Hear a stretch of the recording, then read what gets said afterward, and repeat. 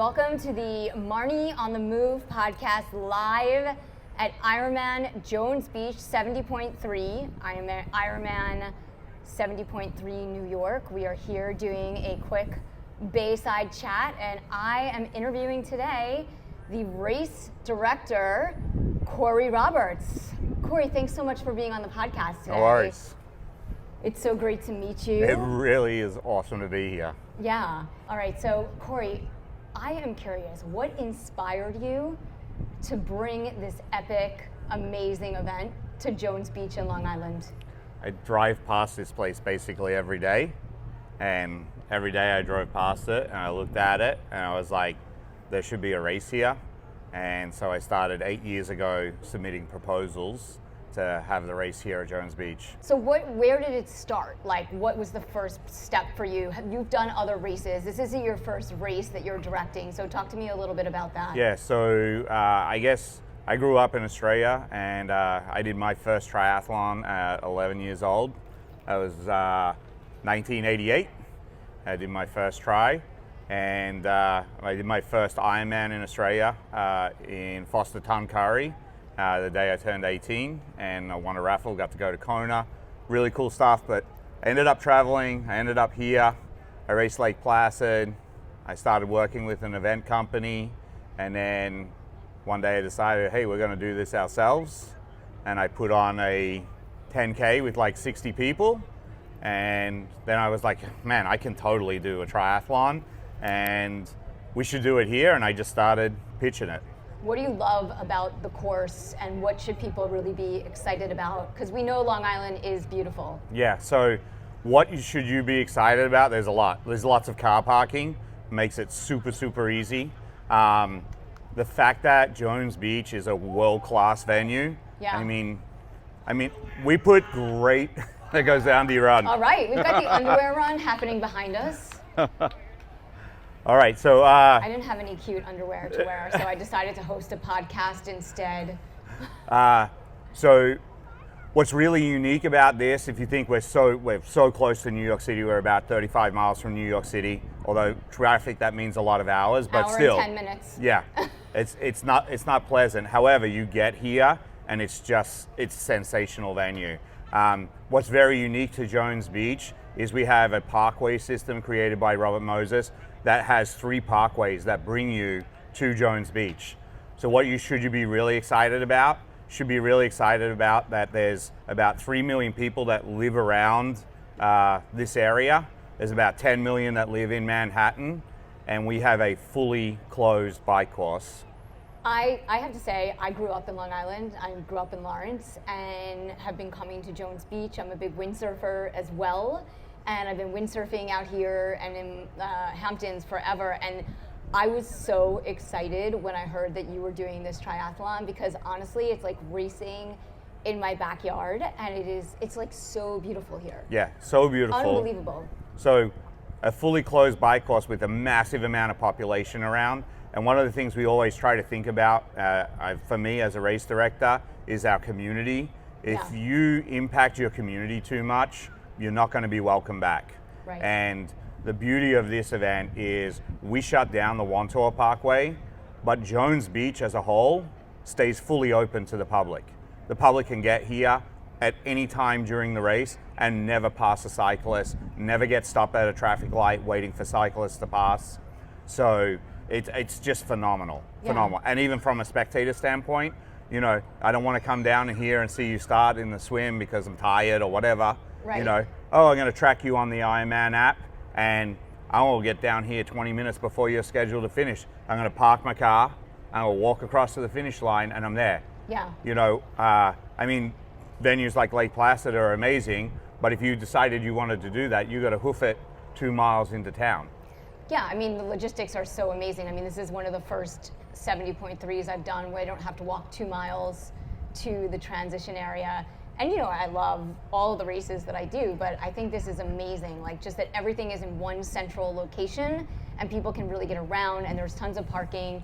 And I feel like I'm really excited to be part of this inaugural Jones Beach 70.3 New York Northwell Health Triathlon. But I also and I'm very excited to spread the word, but you guys sold out in record time. So I don't want to say we don't need to spread the word. Yeah, no. But we don't need to spread the word. No, because how many people are racing? So I want to say end up around the 3,800 mark. Okay. And that sounds really big for an event. I mean, it is. It is big. Like reality is we are the largest debut Ironman 70.3 in the world. Yeah. And we did it in about 6 weeks of registration with a couple of Facebook posts. So putting this race together is a lot like doing a triathlon. Yeah. So with that, it's massive. But for somebody that's coming from out of town that's nervous, wow, an Ironman event or Ironman 70.3 event with 3,800 people, oh my God, it's going to be super crowded. I don't want to deal with that or anything like that. To make it really clear, 3,800 people at Jones Beach, it's hardly worth them opening the doors. Yeah, it's like a normal day in the summer here. No, I would say it's like 3,800 people is like a thunderstorm happening and pouring rain, and 3,800 people are here. Okay. In the summertime with our Jones Beach Air Show, you're looking at 220,000 people per day. Wow. So 4,000 person triathlon, really easy. Yeah, but from a logistics standpoint for Jones Beach, it's still difficult, right? Yeah. But you should not be afraid of our number. And what's really amazing about the course is that it's flat. Now, dead flat. Dead flat. But it's gonna be awesome. I was very excited to see how fast I could go for 56 miles, on this flat course. So here's the thing, as I've been planning this event for 8 years, I've thought about it very often. And when I was racing Ironman, I did Ironman 70.3 at Disney World. It was dead flat. It was awesome, right? Right. And I got off the bike and I was pretty sure I was going to break 5 hours for the day. I was like, this is unbelievable. So fast, so flat. The problem with a flat bike course is you want to see how fast you can go. Yep. And when you get off that bike, it hurts. I had that experience actually at Muscle Man this summer where I've been doing these races as relays this summer just because I wanted to go a little bit harder on the bike in the run and see what I could do. I also am not a huge fan of swimming, although I do it. Everyone that listens to my podcast knows this about me, but I still swim. But anyway, I was so excited because Muscle Man is not even as flat as this. It still has some elevation. So I think it's 700 feet gain and loss. Yeah. 56 miles. And the run course is negative elevation. Because we're a little higher here than where our finish line is. So people can overbike, basically. You can do too much power on the bike and you gotta I know we're not doing any race debriefing here, but I'm going to be perfectly honest. If you come to this race and we have a killer day heat-wise, it's a late summer. Yeah. I'm going to see a lot of people blow up on the run because they're going to leave it all out on the bike course. Yes. We have a sign as you go out on the bike course to encourage that. We want you to go fast. There's a sign that says "flat out like a lizard drinking." That is how fast you go. Wow. Yeah. All right. Awesome. So what else should people know about this race, in terms of coming from out of town? You have a lot of listeners that are around the world doing all the Ironman events, West Coast, East Coast. I mean, where are people staying? Okay, so that's a very unique thing. When you think of great venues like Lake Placid, and I keep going to Lake Placid or Mont Tremblant, they're both races that are done. When you go to those venues, you're able to get a hotel and you walk out of your hotel and you're always there.